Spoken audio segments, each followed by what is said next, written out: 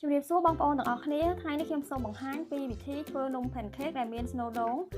នំនេះស្តៀងទៅនឹងនំអាបាំបាលីកដែលខ្ញុំធ្វើលើកមុនដែរគ្រាន់តែគ្រឿងផ្សំខុសគ្នាតិចតួចហើយចំពោះ snow វិញក៏អត់មានអីច្រើនដែរតែឥឡូវនេះយើងចូលមកមើលពីវិធីធ្វើទាំងអស់គ្នា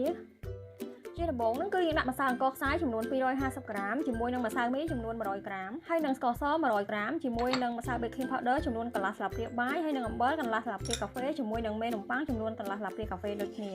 បន្ទាប់ពីចាក់គ្រឿងផ្សំទាំងអស់ចូលគ្នារួចហើយគឺយើងត្រូវច្របល់វាឲ្យចូលគ្នាសមបន្ទាប់មកទៀតគឺយើងដាក់ពងទា1គ្រាប់ជាមួយនឹងទឹកចំនួន250មីលីលីត្ររួចហើយគឺយើងត្រូវកូរវាចូលគ្នារហូតដល់តែចូលគ្នាបានសព្វល្អអត់មានម្សៅដែលនៅកកដុំបន្ទាប់ពីកូរម្សៅចូលគ្នាបានសព្វល្អហើយគឺយើងដាក់ខ្ទិះដូងចំនួន100ក្រាមហើយខ្ទិះដូងនេះគឺយើងប្រើខ្ទិះដើមរួចហើយគឺយើងត្រូវកូរវាចូលគ្នាម្ដងទៀតហើយបន្ទាប់ពីកូរចូលគ្នាបានសព្វហើយគឺយើងយកថង់មកក្រោមនិងទុកវាចោលរយៈពេល3ម៉ោងយកល្ងស1ស្លាបព្រាបាយជាមួយនឹងល្ងខ្មៅ1ស្លាបព្រាបាយដូចគ្នាយកមកលីងរហូតដល់តែឡើងក្រហមហើយល្ងនេះបន្ទាប់ពីលីងរួចហើយគឺយើងយកវាទៅបុកឲ្យរាងបែកបន្តិចផងយើងយកល្ងដែលយើងបានលីងនិងបុកឲ្យរាងបែកនេះយកមកលាយជាមួយនឹងស្ករស100ក្រាមជាមួយនឹងអំបិល1/3ស្លាបព្រាកាហ្វេរួចហើយយើងច្របល់វាចូលគ្នាឲ្យសព្វ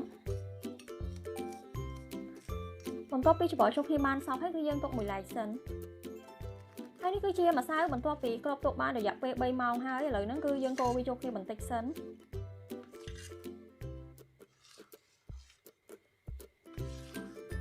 ចំពោះខ្ទះដែលយកមកចាក់នំនេះគឺយើងត្រូវប្រើខ្ទះដែលអត់ជាប់បាតហើយមុននឹងចាក់ហ្នឹងគឺយើងលាបប្រេងនិងកម្ដៅខ្ទះហ្នឹងឲ្យរាងក្ដៅបន្តិចសិនចាំយកម្សៅហ្នឹងមកចាក់ហើយចំពោះការចាក់ម្សៅហ្នឹងគឺយើងដួសម្សៅមកចាក់នៅជិតមាត់ខ្ទះហើយលើខ្ទះកន្លែងគឺធ្វើដូចតែខ្ញុំបង្ហាញនៅក្នុងវីដេអូនេះអញ្ចឹង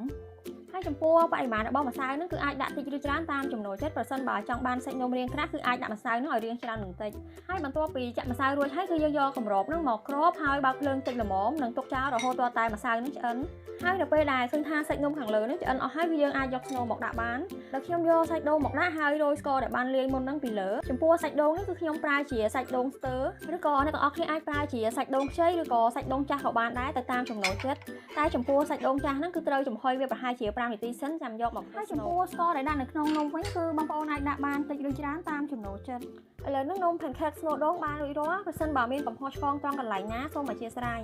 ហើយបើបងប្អូនចូលចិត្តវីដេអូនេះសូមជួយចុច like និង share វីដេអូនេះទៅកាន់បងប្អូន